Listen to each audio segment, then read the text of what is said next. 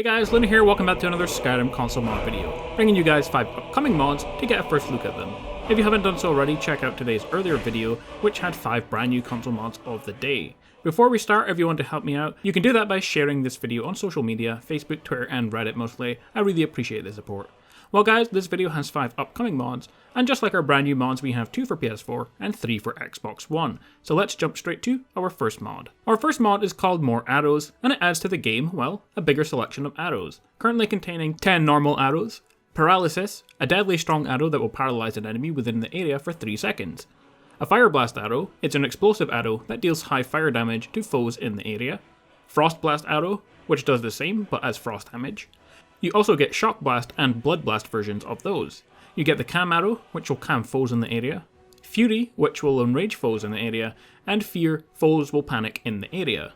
You also get the Light Arrow, which will emit a glow around the arrow, useful for dark dungeons, and finally the Swift Arrow, variants of regular arrows that travel 2 times as fast. And the mod also adds in 2 fun arrow types, a Firebolt and an Icicle Arrow, and they shoot firebolts or ice spikes out from your bow, just like this spell does. These arrows can either be crafted at Forge or purchased from a new merchant that appears in the Solitude Fletcher. The arrows can be crafted with either steelsmithing, arcane blacksmith perks, and each will require specific ingredients in order to make them.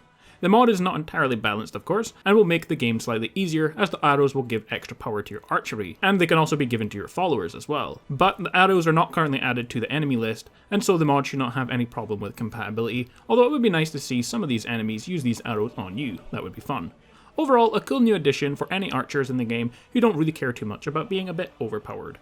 Our next mod is the Headless Horseman armor and summoning spell. As the title says, the mod adds to the game the armor to the one and only Headless Horseman. It also adds a conjuration spell to summon the horseman to fight by your side.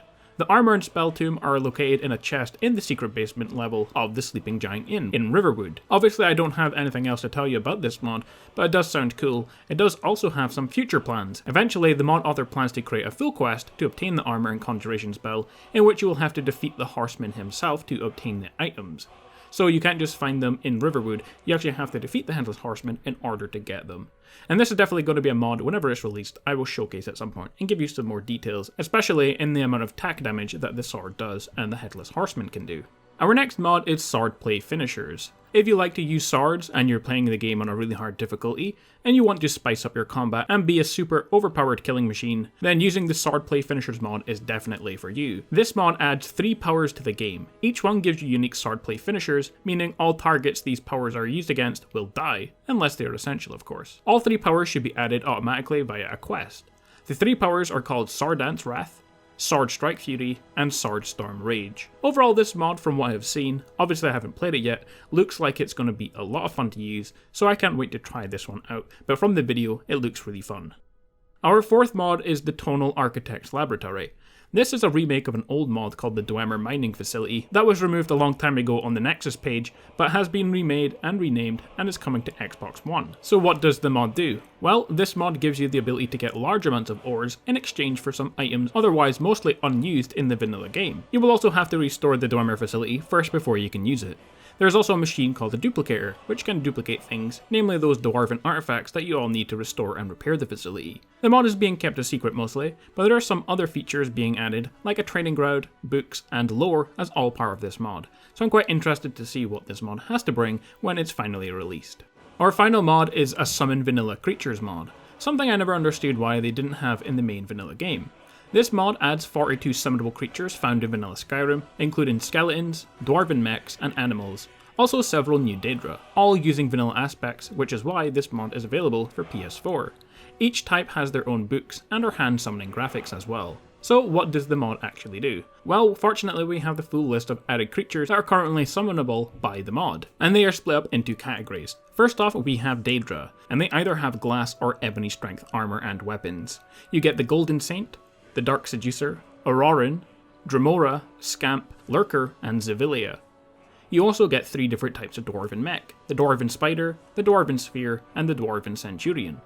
You get different types of beasts and they come in different levels, so the novice ones are Skeevers, Mudcrabs, Bristlebacks, Wolves, and Frost Spiders. Apprentice level are Harkers, Ice Wolves, Sabercats, Spriggans, Chowroos, and Trolls.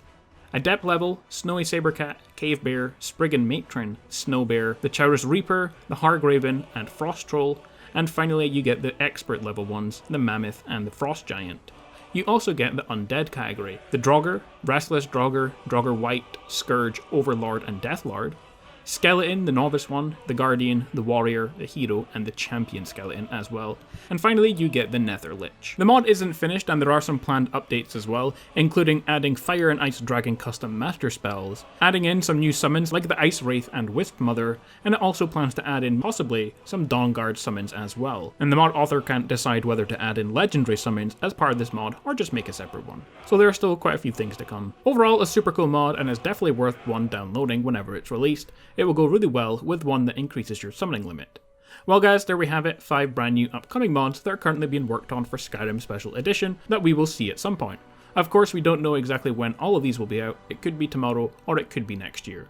Anyway, if you enjoyed the video, like, comment and subscribe, and I will see you all tomorrow for another Skyrim console mod video. See you all then.